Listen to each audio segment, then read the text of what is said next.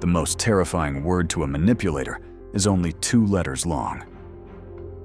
When you explain your no, you are negotiating. When you don't explain it, you rule.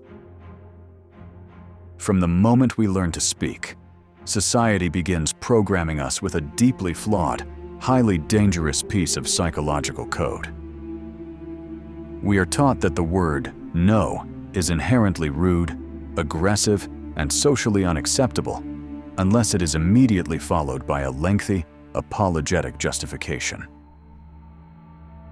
We are conditioned to believe that we must present a valid thesis, a doctor's note, or a tragic excuse to simply decline a request. We think that providing an explanation makes us polite. We think it softens the blow.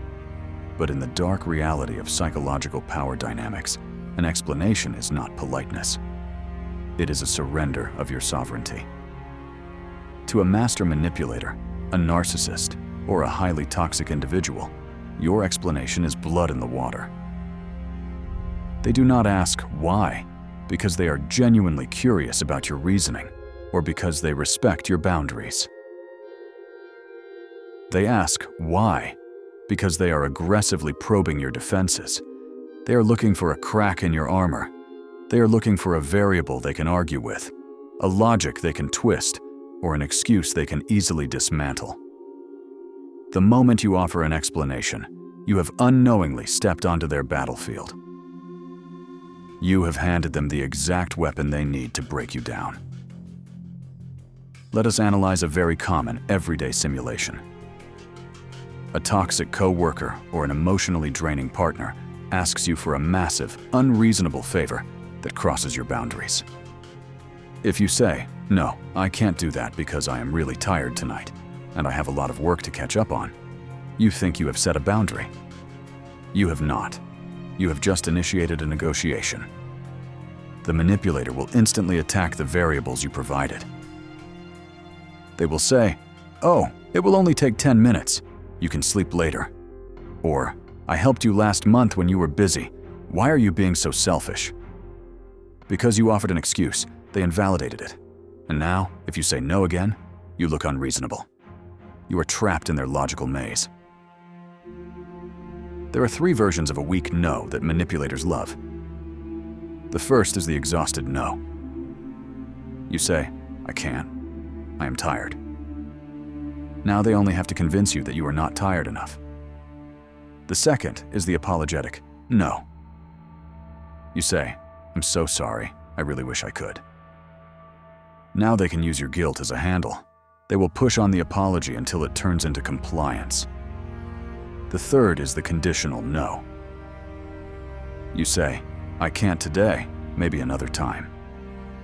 Now you have not closed the door.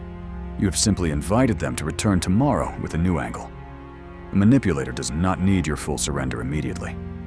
They only need one loose thread, one reason, one apology, one tiny opening. And they will pull until the entire boundary comes apart. Now, imagine the absolute devastating power of the unadorned no. They ask you for the unreasonable favor. You look them directly in the eyes, your face completely blank, your voice flat and devoid of any emotion, and you simply say, "No." And then you stop talking. You let the silence fall over the room like a heavy, suffocating blanket. You do not apologize. You do not look away. You do not fidget. You simply let the word hang in the air. This is where most people fail. They say no, and then immediately panic at the silence they created. They rush to fill the empty space. They say, "I just mean, I would if I could." Or, "It's not personal." Or, "Please don't take it the wrong way." And in that moment, they undo the entire boundary with their own nervous system. They build a wall, then nervously open a small door in it, because they cannot tolerate the discomfort of being misunderstood. You must learn to tolerate the silence after the refusal. The silence is not a mistake. The silence is the lock clicking shut. If they are uncomfortable, let them be uncomfortable. Their discomfort is not an emergency you are required to solve. Understand the catastrophic psychological short circuit this causes in a manipulator's brain. A no without an explanation offers absolutely zero surface area for an attack. It is a perfectly smooth, solid wall of iron. There are no handles for them to grab onto. There are no variables to debate. It creates a massive, terrifying vacuum of information. They will panic. They will try to force you to fill that vacuum. They will ask, with a highly offended tone, why not? And this is where the sovereign mind executes the ultimate checkmate. You look at them with mild, clinical indifference and reply, because I am not going to. Or simply, that does not work for me. You need a small arsenal of short, boring, unbreakable sentences. Not speeches, not emotional monologues, sentences. No, that does not work for me. I'm not available for that. I've already made my decision to go nam. I'm not discussing this further. You do not have to agree with it. Notice how none of these sentences invite debate. They do not offer a weakness. They do not explain the emotional weather inside your mind. They do not give the manipulator a courtroom where they can cross-examine your boundary. They are boring on purpose. A boring boundary is a strong boundary. It gives the manipulator nothing to feed on. You must understand that a complete sentence does not require an apology. No is a complete sentence. When you refuse to explain yourself, you are sending a profoundly threatening message to their fragile ego. You are communicating, non-verbally, that you do not require their understanding, their permission, or their approval to exist and make choices. You are telling them that your boundaries are absolute, non-negotiable laws of physics, not mere suggestions up for debate. To a person who survives by controlling others, realizing they have zero jurisdiction over your actions is the ultimate, terrifying nightmare. They will retaliate. Be prepared for this.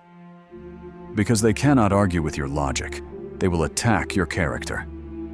They will call you arrogant. They will call you cold, heartless, and deeply selfish. They will try to use societal guilt to force you back into submission. Let them. Let them throw their pathetic tantrums. Let them label you whatever they want. Their anger is not a sign that you did something wrong. Their anger is the ultimate, undeniable proof that your boundary is working flawlessly. They are angry because the remote control they used to use on you is completely broken. Mastering the unadorned no requires you to kill the people-pleaser inside you.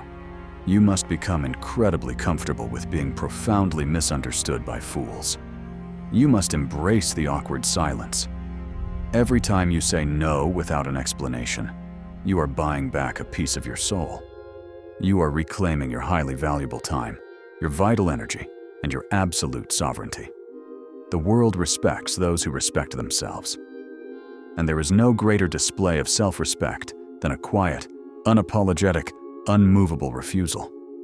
The negotiation is over. The vault is closed,